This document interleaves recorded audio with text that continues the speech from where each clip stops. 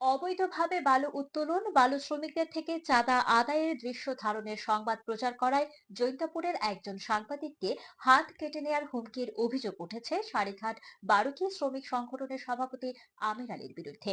শনিবার 28 ডিসেম্বর রাত 9:30টায় মোবাইল ফোনের মাধ্যমে দৈনিক ইত্তেফাক ও একাত্তরের কথা পত্রিকার জৈন্তাপুর উপজেলা প্রতিনিধি নাজমুল ইসলামকে এই হুমকি দেওয়া হয়। এ ঘটনায় সাংবাদিক নাজমুল ইসলাম জীবনের নিরাপত্তা চেয়ে জৈন্তাপুর মডেল থানায় সাধারণ ডায়েরি করেছেন।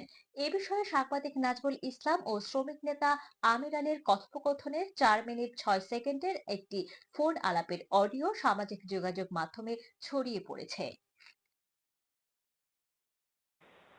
আমি হয় আমার হিসাব তোমার দেখিয়া লাভ নাই। তে আপনি আমার হিসাবে দেখে লাভ নাই আপনার।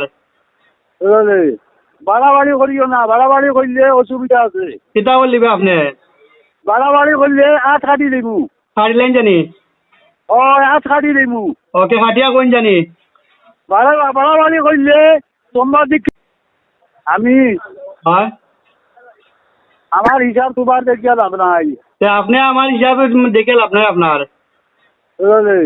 বাড়াবাড়ি করিও না, বাড়াবাড়ি করলে অসুবিধা আছে। কিতা বললিবে আপনি? বাড়াবাড়ি করলে আট কাটি দিমু। কাটি লাইন জানি। ও আট কাটি দিমু। ওকে কাটিয়া কোন জানি। বাড়াবাড়ি করলে তোমার দিক